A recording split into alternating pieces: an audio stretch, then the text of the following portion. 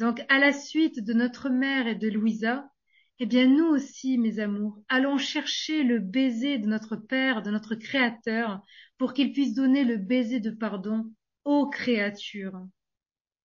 Et pour la satisfaire, l'âme qui vit dans la divinité, nous lui disons, pauvre enfant, tu as raison. Tu es à nous, et tu fais également partie des autres. Tu ressens en toi tes liens avec la famille humaine. Aussi, tu voudrais que nous pardonnions à tous. Nous ferons ce que nous pouvons pour te satisfaire, pourvu que la créature ne méprise pas ou rejette pas notre pardon. Vous voyez, mes amours, la créature a son libre arbitre. Elle peut rejeter l'amour de Dieu, le baiser de Dieu. Elle peut s'obstiner. Mais le Seigneur nous demande de pouvoir répandre cet écho de son amour, cet appel de son amour. Il veut donner le baiser de paix à la créature.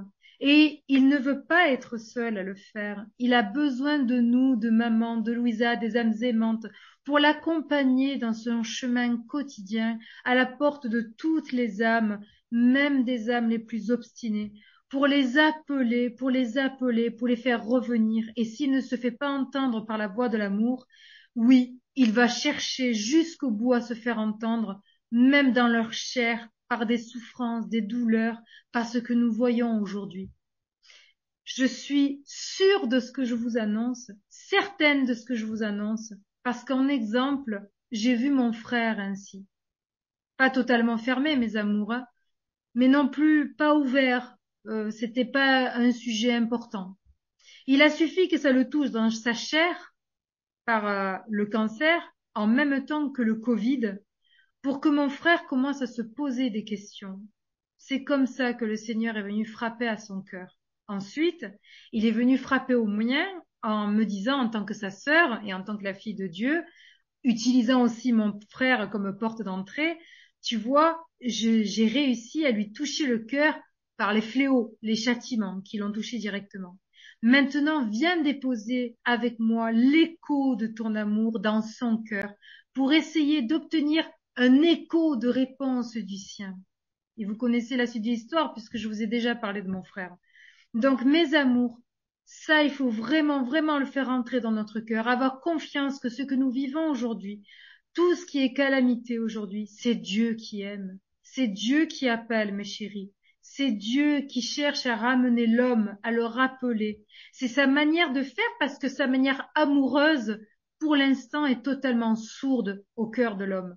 Donc, il appelle d'une autre manière. Mais pendant que lui appelle les âmes de cette manière-là, il nous appelle à nous à l'aider à répandre l'écho de son amour dans le cœur pour que pendant que ces personnes sont touchées peut-être dans leur chair, dans leur cœur, dans leurs pensées, dans la famille, un problème, pendant qu'elles sont touchées, pendant qu'elles sont meurtries, pendant qu'une petite fissure s'est peut-être faite, qu'on puisse y déposer l'écho de l'amour de Dieu à l'intérieur, espérant recevoir un écho en retour, mes chéris.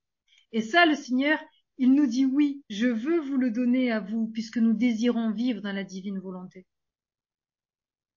Cette créature dans notre volonté est la nouvelle Pâque qui veut mettre son peuple en sécurité.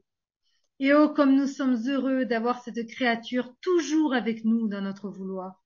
Parce qu'à travers cette créature, nous nous sentons plus enclins à faire preuve de miséricorde, à concéder des grâces, à pardonner les pécheurs les plus obstinés et à abréger les souffrances des âmes du purgatoire.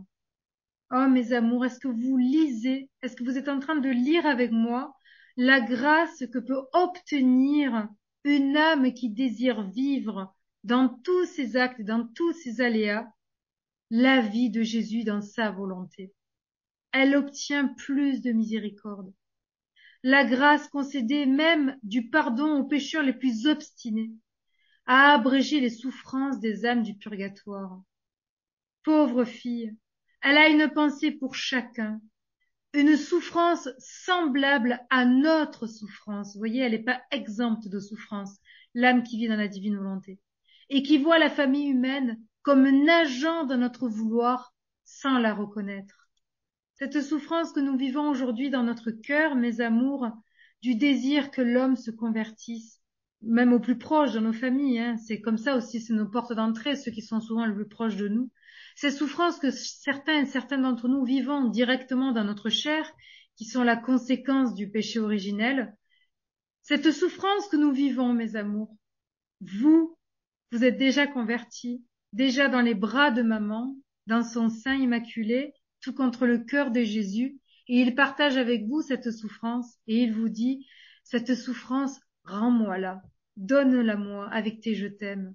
On va jouer à ce jeu d'amour, toi et moi, et à travers ton amour à toi, ta patience à toi, le fait que tu le vis en confiance avec moi, eh bien on va aller répandre l'écho de cet amour sur toutes les âmes pour que je les regarde toutes à travers ton amour à toi et le désir que tu as de moi. Et je vais tout faire, je te le promets, pour convertir toutes les âmes, même les plus obstinées.